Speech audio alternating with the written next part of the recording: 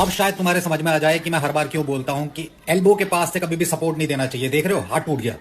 Best way है ये wrist के पास से सपोर्ट देना। भाई ने जो यहाँ बोला बिल्कुल सही बोला, लेकिन और दो वजह है, अगर उनके ऊपर आप ध्यान नहीं देंगे तो रिस्ट से सपोर्ट देने के बाद भी आप इंजरी के शिकार हो सकते हैं।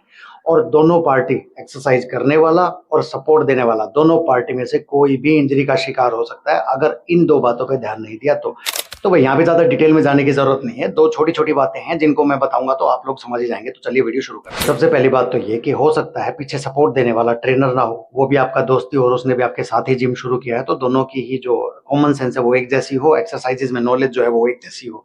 तो यहाँ पे आपको ध्यान क्या रखना है कि जो आपकी रिस्ट है, यहाँ पे जो इंजरी हुई है वो जो आप देखेंगे कि रिस्ट इस भाई ने पहले ही इस तरह से कर रखी थी, तो ये जो रिस्ट का एंगल है वो धीरे धीरे डंबल को उसी साइड लेके चला गया। ठीक है, और अगर रिस्ट से सपोर्ट यहाँ पे देते हैं तो भी, और अगर यहाँ पे ट्रेनर भी सपोर्ट देता है तो भी, हर किसी की इस एंगल में सपोर्ट देने की एक क्षमता है।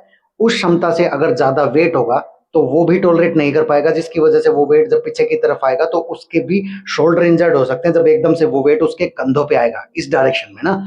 इसीलिए आपको वेट उतना ही कैरी करना है जिसको आप टॉलरेट कर सकें, और अपनी रिस्ट को इस तरह से रखना है, क्योंकि अगर आप रिस्ट को इस तरह से रखेंगे तो वेट आगे की तरफ नहीं जाएगा, वेट आगे की तरफ आएगा, मतलब सॉरी, पीछे की तरफ नहीं जाएगा, आगे की तरफ आएगा।